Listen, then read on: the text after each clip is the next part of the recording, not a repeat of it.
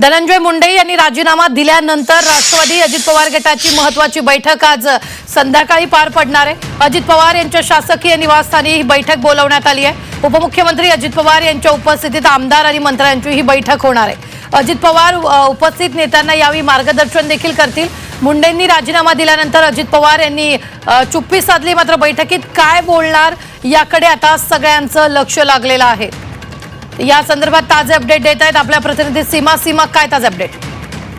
नक्कीच आज सकाळीच धनंजय मुंडे यांनी आपल्या मंत्रिपदाचा राजीनामा दिल्यानंतर अखेर 3 महिन्यानंतर आपला राजीनामा दिल्यानंतर एक वेगळी चर्चा पुन्हा एकदा राजकीय वर्तुळामध्ये सुरू झालेली आहे। वेगवेगळे आरोप प्रत्यारोप होत होते, त्याला आता कुठेतरी पूर्ण विराम लागताना आपल्याला पाहायला मिळत आहे। आणि राजीनामा दिल्यानंतर राष्ट्रवादीचे नेते सोबतच उपमुख्यमंत्री अजित पवार यांनी कोणतीही प्रतिक्रिया दिलेली नव्हती। आणि या सगळ्या पार्श्वभूमीवरती आज संध्याकाळी त्यांच्या शासकीय निवासस्थानी मंत्र्यांची आणि आमदारांची महत्त्वाची बैठक अजित पवार यांनी बोलवलेली आहे। संध्याकाळी ही बैठक योगिरी या निवासस्थानी पार पडणार आहे। खरं तर धनंजय मुंडे यांनी राजीनामा दिल्यानंतर अजित पवारांनी चुप्पी साधली, कोणतेही भाष्य त्यांनी माध्यमांना केलेलं नाही। आणि त्यामुळे आता या बैठकीकडे सगळ्यांचं लक्ष लागलेलं आहे की या बैठकीमध्ये मंत्र्यांना आणि आमदारांना अजित पवार नक्की काय मार्गदर्शन करतील, सोबतच आता पुढे नक्की कोणाला मंत्रिपद द्यायचं आहे।